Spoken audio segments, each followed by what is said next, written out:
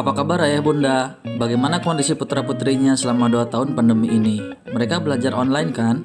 Pasti tidak mudah bagi ayah bunda, juga untuk putra-putrinya. Bahkan, petinggi dari Kemendikbudristek menyampaikan butuh waktu 9 tahun untuk merecovery kondisi yang terjadi pada anak-anak. Belajar daring memang tidak seefektif offline, banyak materi anak yang terlewat. Jauh sebelum pandemi, kondisi Indonesia secara akademis berdasar penelitian PISA selalu ada di papan bawah, peringkat 70-an dari 70-an negara. Secara sederhana, berdasarkan salah satu penelitian disimpulkan bahwa anak usia 15 tahun atau setara 3 SMP diduga belum dapat mengaplikasikan kemampuan dasar secara valid dari data yang sederhana. Dari temuan kami di lapangan, sederhananya, ada siswa SMA, ternyata kemampuan real akademisnya ada di level SMP, bahkan SD. Permasalahan ini semakin kompleks ketika masuk masa pandemi, karena perubahannya bukan hanya pada pola belajar, tapi juga pada pola hidup, sehingga perubahan pada level psikologis itu jelas terlihat. Jika kemampuan belajar siswa tidak segera diperbaiki, maka ini akan menjadi kendala bagi pembelajaran di kelas dan terus terbawa pada jenjang-jenjang berikutnya. Dan ini akan menjadi semakin kompleks. Oleh karena itu, Tresen muncul sebagai solusi, sebagai lembaga yang berfokus pada bagaimana menangani pola belajar anak. Yang pertama, kami membantu mendeteksi sebenarnya apa permasalahan belajar yang dimiliki anak melalui program diagnosa.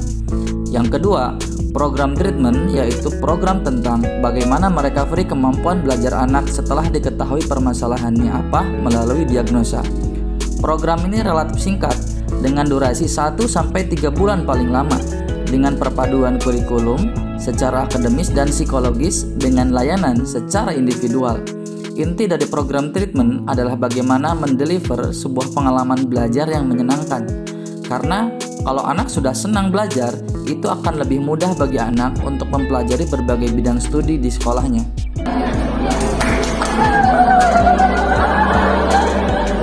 Ayo dilanjut.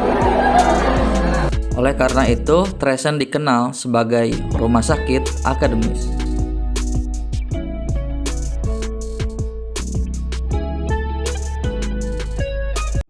Sebelumnya saya pokoknya mah kumanya disebutnya parah gitu, udah matematika butut, terus semangat belajarnya kurang, pokoknya mah di rumah gak ada kegiatan gitu, melakukan kayak nonton film, main game, bukan hari itu unggul gitu di rumah terus itu berlanjut ya dari SMP sampai kelas 11 akhir. Kelas 11 akhir tuh saya mikir gitu, kan Februari ada corona, saya mulai berpikir masa diri mau gini terus